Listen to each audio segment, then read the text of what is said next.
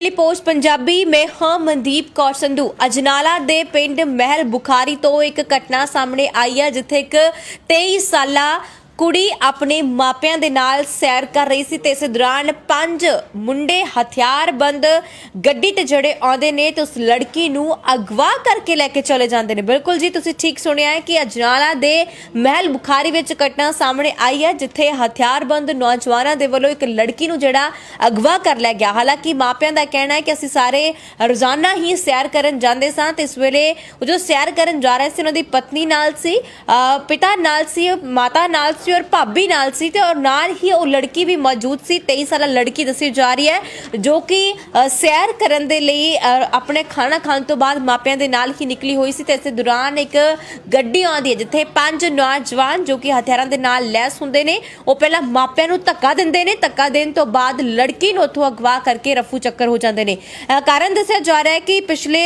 लंबे समय तो जो कि ये लड़का इस लड़की दे नाल विआह करवाउणा चाहुंदा सी और जिस तो बाद पिस्तौल की नोक ते जिहड़ा लड़की नू अगवा किया गया है। उसके फादर लड़की के फादर प्रगट सिंह ने दस्सिया कि उन्होंने वड्डे बेटे का जो कि रिश्तेदार च ब्रदर इन लॉ यानी कि साला लगता सी जिस करके उस लड़की दे नाल विआह करवाउणा चाहुंदा सी पर उसने विआह करवाउण तो मना कर दिता सी। उन्होंने बेटी ने भी मना किया सी अते असीं भी इस रिश्ते नू जिहड़ा सी ठुकरा दिता सी कि असीं रिश्ता नहीं करना चाहुंदे। पर जिस तो बाद उन्हां दी लड़की नू जिहड़ा अगवा कर लिया गया। तस्वीरां तुहानूं नाल दी नाल दिखा वधेरे जानकारी लिए अपने सहयोगी साथी विशाल शर्मा दे नाल भी संपर्क करांगे। पर इस वेले जिहड़ी तस्वीरां दिखा रहे हैं मापियां दा यही कहना है उन्हां दा रो रो के बुरा हाल होया पिया है कि एक बार ये बच्चे जिहड़े सी उन्हां दे जिहड़े ने अगवा कर ले गए ने। 23 साल की जिहड़ी लड़की है अगवा की गई है पिस्तौल दी नोक ते 5 गड्डियां जो पहुंचियां हुई सन हथियारबंद। आओ एक बार पहला मां बाप दा की कहना तुहानूं सुना दिंदे आ। ਅਸੀਂ ਜਾਂਦੇ ਹਾਂ मतलब इधर रोजाना सैर ਕਰਨ ਨਾਲ ਪਰਿਵਾਰ ਦੇ ਮੈਂਬਰ ਆ। ਬੇਟੀ ਹੀ ਘਰ ਦੇ ਹੀ ਮੇਰੀ ਛੋਟੀ ਭਰਜਾਈ ਦੀ ਬੇਟੀ ਹੀ ਤੇ ਅਸੀਂ ਸੈਰ ਕਰਦੇ ਤੇ ਅਸੀਂ ਕਥਾ ਸੁਣਦੇ ਤੁਰੇ ਜਾਂਦੇ ਤੁਰੇ ਆਉਂਦੇ ਆ।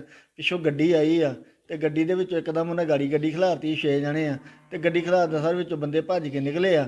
ਉਹਨਾਂ ਦੇ ਵਿੱਚ ਉਹਨਾਂ ਦਾ ਬੇਟਾ ਹੀ ਇੱਕ ਇਹ ਮੇਰੇ ਬੇਟੇ ਦੇ ਸਾਲੇ ਦਾ ਤੇ ਜਦੋਂ ਉਹਨਾਂ ਪਿਸਤੌਲਾਂ ਮੇਰੇ ਵੱਲ ਸਿੱਧੀਆਂ ਕਰ ਦਿੱਤੀਆਂ ਤੇ ਮੈਂ ਗਾੜੀ ਖਲੋ ਗਿਆ ਉਹਨਾਂ ਦੇ ਤੇ ਘੁਲ ਡੈ ਪਿਆ ਦਾਦਾ ਮੇਰੇ ਨਾਲ ਤੇ ਮੁੜ ਕੇ ਬੇਟੀ ਇੱਕ ਨੂੰ ਇਹਨਾਂ ਧੂ ਕੇ ਤੇ ਗੱਡੀ ਸੁੱਟਿਆ ਤੇ ਗੱਡੀ ਸੁੱਟ ਕੇ ਤੇ ਮਤਲਬ ਧੱਕੇ ਦੇ ਨਾਲ ਲੈ ਗਏ ਆ ਗੱਡੀ ਭਜਾ ਕੇ ਘੁਲਦੇ ਰਹੇ ਤੇ ਘੁਲਦੇ ਜਦੋਂ ਜੱਫਾ ਉਹਨਾਂ ਮਗਰੋਂ ਪਾ ਕੇ ਮੈਨੂੰ ਜ਼ੋਰ 'ਚ ਸੁੱਟਤਾ ਤੇ ਮੈਂ ਕਣਕਾਂ ਨੂੰ ਡਿੱਗ ਪਿਆ ਵਾਂ ਤੇ ਉਹਨਾਂ ਗੱਡੀ ਭਜਾ ਲਈ ਆ। ਇਕੱਲਾ ਮੈਂ ਕਿਹਾ ਘਰ ਸਾਡੇ ਕੋਈ ਨਹੀਂ ਕੁਝ ਤੇ ਇੱਕੋ ਮੁੰਡਾ ਪਿਛਲੇ ਬੰਨੇ ਪੱਠੇ ਵੱਢਣ ਡਿਆ ਸੀ ਆ ਜਿਹੜਾ ਬੈਠਾ ਜੀ ਤੇ ਇਸੇ ਆਹ ਗੱਲ ਬਣੀ ਸਾਰੀ।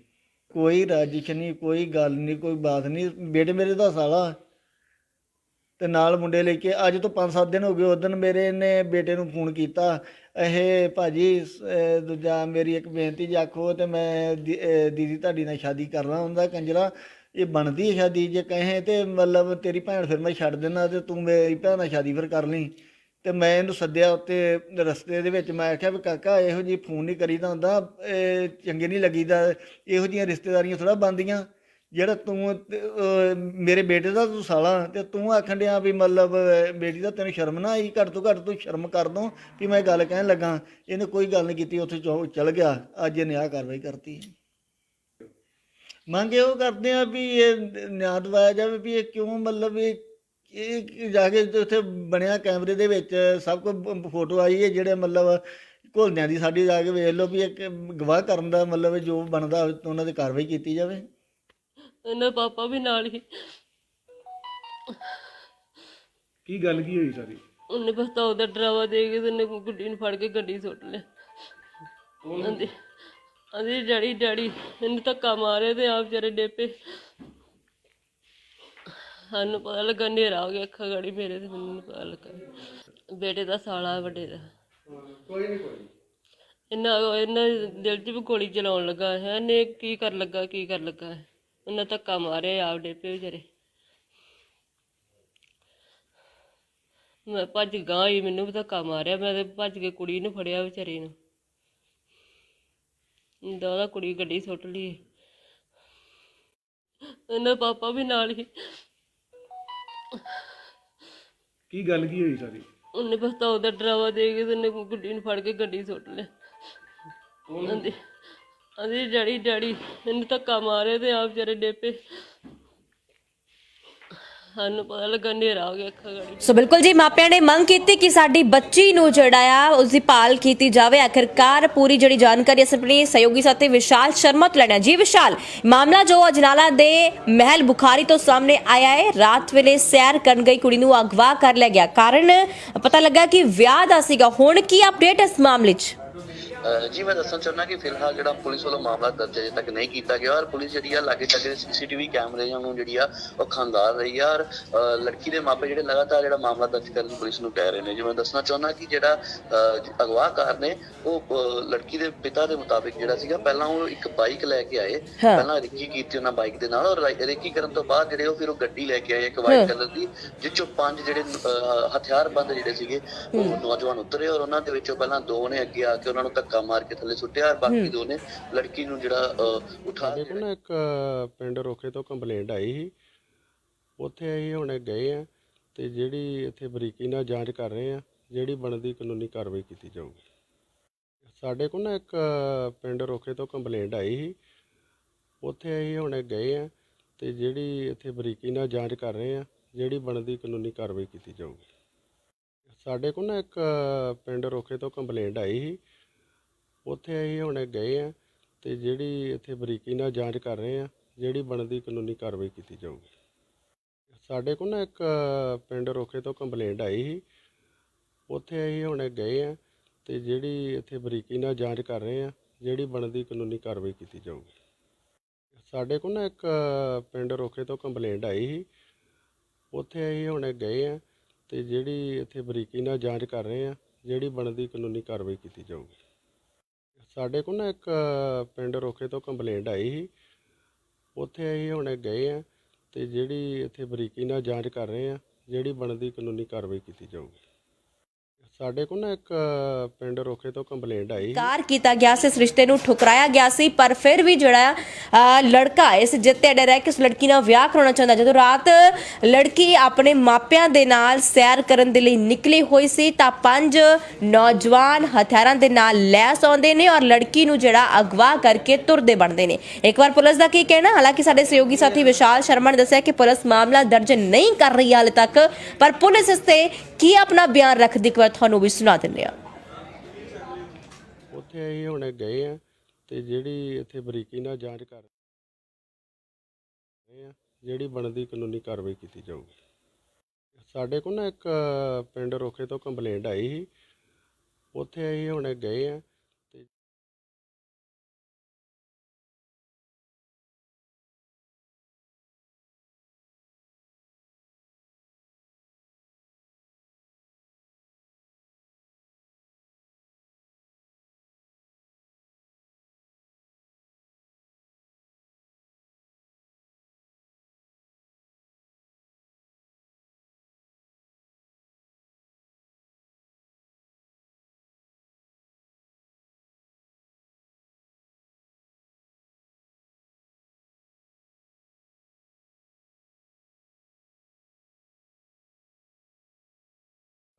ਪਿੰਡ ਰੋਕੇ ਤੋਂ ਕੰਪਲੇਂਟ ਆਈ ਸੀ।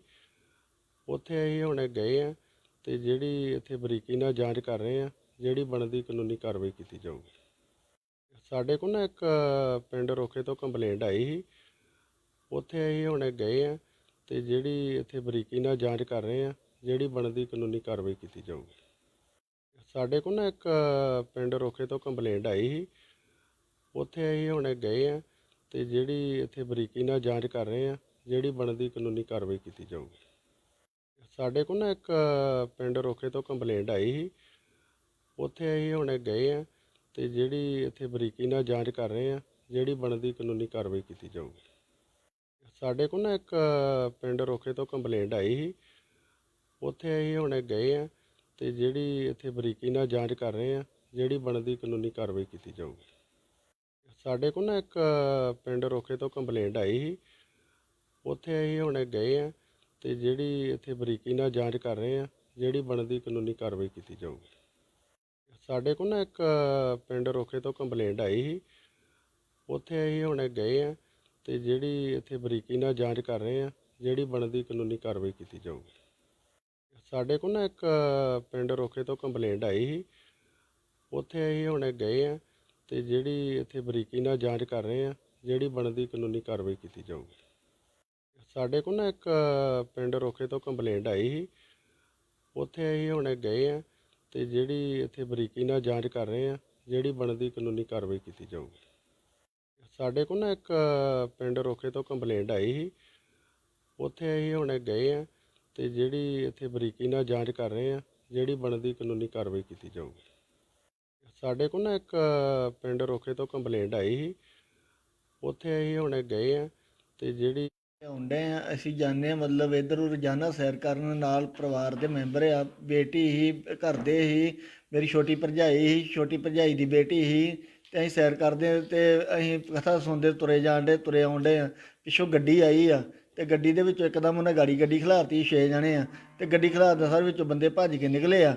ਉਹਨਾਂ ਦੇ ਵਿੱਚ ਉਹਨਾਂ ਦਾ ਬੇਟਾ ਹੀ ਇੱਕ, ਇਹ ਮੇਰੇ ਬੇਟੇ ਦੇ ਸਾਲੇ ਦਾ, ਤੇ ਜਦੋਂ ਉਹਨਾਂ ਪਿਸਤੌਲਾਂ ਮੇਰੇ ਵੱਲ ਸਿੱਧੀਆਂ ਕਰ ਦਿੱਤੀਆਂ ਤੇ ਮੈਂ ਗਾੜੀ ਖਲੋ ਗਿਆ ਉਹਨਾਂ ਦੇ ਤੇ ਘੁਲ ਡੈ ਪਿਆ ਦਾਦਾ ਮੇਰੇ ਨਾਲ, ਤੇ ਮੁੜ ਕੇ ਬੇਟੀ ਇੱਕ ਨੂੰ ਇਹਨਾਂ ਧੂ ਕੇ ਤੇ ਗੱਡੀ ਸੁੱਟਿਆ ਤੇ ਗੱਡੀ ਸੁੱਟ ਕੇ ਤੇ ਮਤਲਬ ਧੱਕੇ ਦੇ ਨਾਲ ਲੈ ਗਏ ਆ, ਗੱਡੀ ਭਜਾ ਕੇ ਘੁਲਦੇ ਰਿਹਾ ਤੇ ਘੁਲਦੇ ਜਦੋਂ ਜੱਫਾ ਉਹਨਾਂ ਮਗਰੋਂ ਪਾ ਕੇ ਮੈਨੂੰ ਜ਼ੋਰ 'ਚ ਸੁੱਟਤਾ ਤੇ ਮੈਂ ਕਣਕਾਂ ਨੂੰ ਡਿੱਗ ਪਿਆ ਵਾਂ ਤੇ ਉਹਨੇ ਗੱਡੀ ਭਜਾ ਲਈ। ਇਕੱਲਾ ਮੈਂ ਕਿਹਾ ਘਰ ਸਾਡੇ ਕੋਈ ਨਹੀਂ, ਕੁਝ ਤੇ ਇੱਕੋ ਮੁੰਡਾ ਪਿਛਲੇ ਬੰਨੇ ਪੱਠੇ ਵੱਢਣ ਡਿਆ ਸੀ ਆ ਜਿਹੜਾ ਬੈਠਾ ਜੀ, ਤੇ ਇਸੇ ਆਹ ਗੱਲ ਬਣੀ ਸਾਰੀ।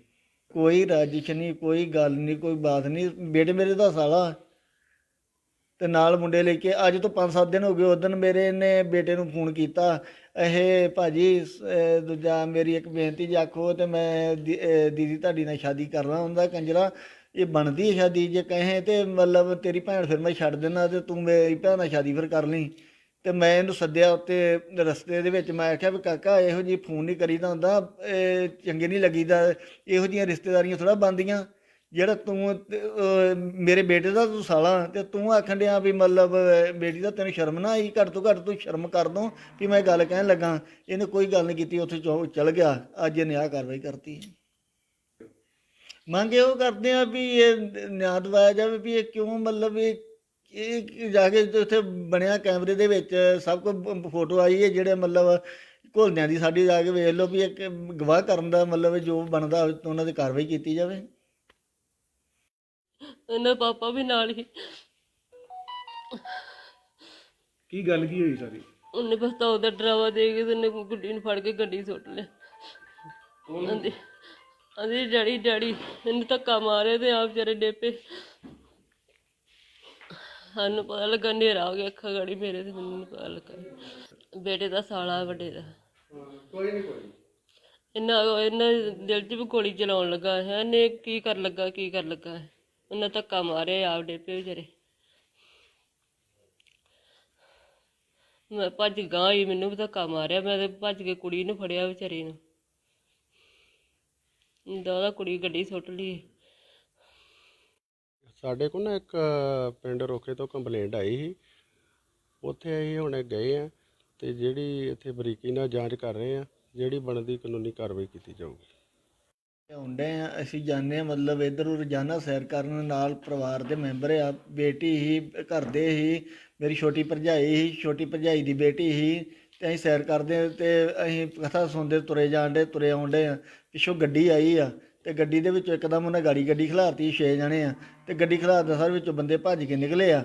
ਉਹਨਾਂ ਦੇ ਵਿੱਚ ਉਹਨਾਂ ਦਾ ਬੇਟਾ ਹੀ ਇੱਕ, ਇਹ ਮੇਰੇ ਬੇਟੇ ਦੇ ਸਾਲੇ ਦਾ, ਤੇ ਜਦੋਂ ਉਹਨਾਂ ਪਿਸਤੌਲਾਂ ਮੇਰੇ ਵੱਲ ਸਿੱਧੀਆਂ ਕਰ ਦਿੱਤੀਆਂ ਤੇ ਮੈਂ ਗਾੜੀ ਖਲੋ ਗਿਆ ਉਹਨਾਂ ਦੇ ਤੇ ਘੁਲ ਡੈ ਪਿਆ ਦਾਦਾ ਮੇਰੇ ਨਾਲ, ਤੇ ਮੁੜ ਕੇ ਬੇਟੀ ਇੱਕ ਨੂੰ ਇਹਨਾਂ ਧੂ ਕੇ ਤੇ ਗੱਡੀ ਸੁੱਟਿਆ ਤੇ ਗੱਡੀ ਸੁੱਟ ਕੇ ਤੇ ਮਤਲਬ ਧੱਕੇ ਦੇ ਨਾਲ ਲੈ ਗਏ ਆ, ਗੱਡੀ ਭਜਾ ਕੇ ਘੁਲਦੇ ਰਿਹਾ ਤੇ ਘੁਲਦੇ ਜਦੋਂ ਜੱਫਾ ਉਹਨਾਂ ਮਗਰੋਂ ਪਾ ਕੇ ਮੈਨੂੰ ਜ਼ੋਰ 'ਚ ਸੁੱਟਤਾ ਤੇ ਮੈਂ ਕਣਕਾਂ ਨੂੰ ਡਿੱਗ ਪਿਆ ਵਾਂ ਤੇ ਉਹਨੇ ਗੱਡੀ ਭਜਾ ਲਈ। ਇਕੱਲਾ ਮੈਂ ਕਿਹਾ ਘਰ ਸਾਡੇ ਕੋਈ ਨਹੀਂ, ਕੁਝ ਤੇ ਇੱਕੋ ਮੁੰਡਾ ਪਿਛਲੇ ਬੰਨੇ ਪੱਠੇ ਵੱਢਣ ਡਿਆ ਸੀ ਆ ਜਿਹੜਾ ਬੈਠਾ ਜੀ, ਤੇ ਇਸੇ ਆਹ ਗੱਲ ਬਣੀ ਸਾਰੀ। ਕੋਈ ਰੰਜਿਸ਼ ਨਹੀਂ, ਕੋਈ ਗੱਲ ਨਹੀਂ, ਕੋਈ ਬਾਤ ਨਹੀਂ। ਬੇਟੇ ਮੇਰੇ ਦਾ ਸਾਲਾ ਤੇ ਨਾਲ ਮੁੰਡੇ ਲੈ ਕੇ ਅੱਜ ਤੋਂ 5-7 ਦਿਨ ਹੋ ਗਏ। ਉਸ ਦਿਨ ਮੇਰੇ ਨੇ ਬੇਟੇ ਨੂੰ ਫੋਨ ਕੀਤਾ, ਇਹ ਭਾਜੀ ਦੂਜਾ ਮੇਰੀ ਇੱਕ ਬੇਨਤੀ ਜੇ ਆਖੋ ਤੇ ਮੈਂ ਦੀਦੀ ਤੁਹਾਡੀ ਨਾਲ ਸ਼ਾਦੀ ਕਰਨਾ ਹੁੰਦਾ। ਕੰਜਰਾ ਇਹ ਬਣਦੀ ਹੈ ਸ਼ਾਦੀ, ਜੇ ਕਹੇ ਤੇ ਮਤਲਬ ਤੇਰੀ ਭੈਣ ਫਿਰ ਮੈਂ ਛੱਡ ਦੇਣਾ ਤੇ ਤੂੰ ਮੇਰੀ ਭੈਣ ਨਾਲ ਸ਼ਾਦੀ ਫਿਰ ਕਰ ਲਈ। ਤੇ ਮੈਂ ਇਹਨੂੰ ਸੱਦਿਆ ਉੱਤੇ ਰਸਤੇ ਦੇ ਵਿੱਚ, ਮੈਂ ਆਖਿਆ ਵੀ ਕਾਕਾ ਇਹੋ ਜਿਹੀ ਫੋਨ ਨਹੀਂ ਕਰੀਦਾ ਹੁੰਦਾ, ਚੰਗੇ ਨਹੀਂ ਲੱਗੀਦਾ, ਇਹੋ ਜਿਹੀਆਂ ਰਿਸ਼ਤੇਦਾਰੀਆਂ ਥੋੜ੍ਹਾ ਬਣਦੀਆਂ। ਜਿਹੜਾ ਤੂੰ ਮੇਰੇ ਬੇਟੇ ਦਾ ਤੂੰ ਸਾਲਾ ਤੇ ਤੂੰ ਆਖਣ ਡਿਆ ਵੀ ਮਤਲਬ ਬੇਟੀ ਦਾ ਤੈਨੂੰ ਸ਼ਰਮ ਨਾ ਆਈ, ਘੱਟ ਤੋਂ ਘੱਟ ਤੂੰ ਸ਼ਰਮ ਕਰ ਦੋ ਵੀ ਮੈਂ ਗੱਲ ਕਹਿਣ ਲੱਗਾ। ਇਹਨੇ ਕੋਈ ਗੱਲ ਨਹੀਂ ਕੀਤੀ, ਉੱਥੇ ਚਲ ਗਿਆ। ਅੱਜ ਇਹਨੇ ਆਹ ਕਾਰਵਾਈ ਕਰਤੀ।